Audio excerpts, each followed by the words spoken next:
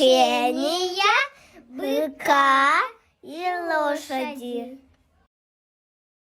Жили-были бык да лошадь. Однажды жарким летним днем бык и лошадь шли на водопойку к озеру. И вдруг увидели белых танцующих птиц.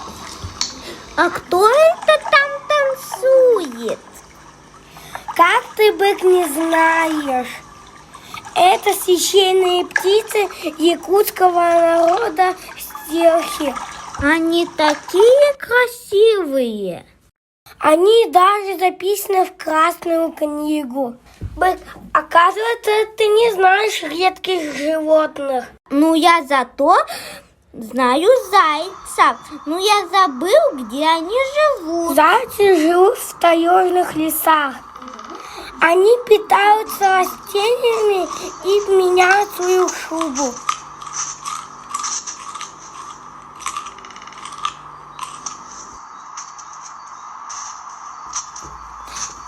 А еще я знаю лесу.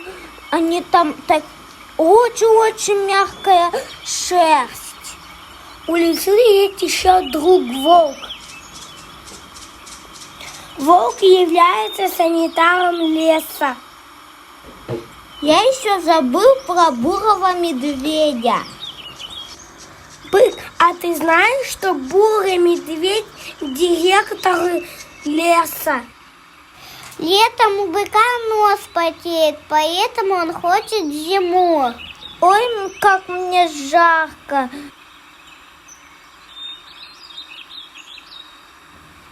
Я знаю, где холодно, на Северном полюсе.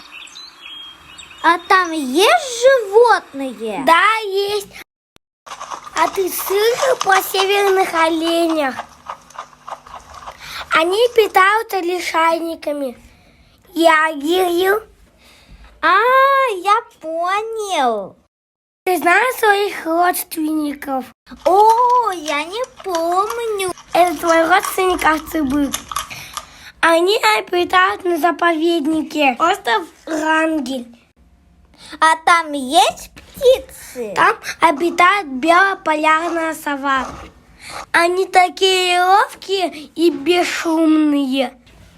Они настоящие охотники на леммингов.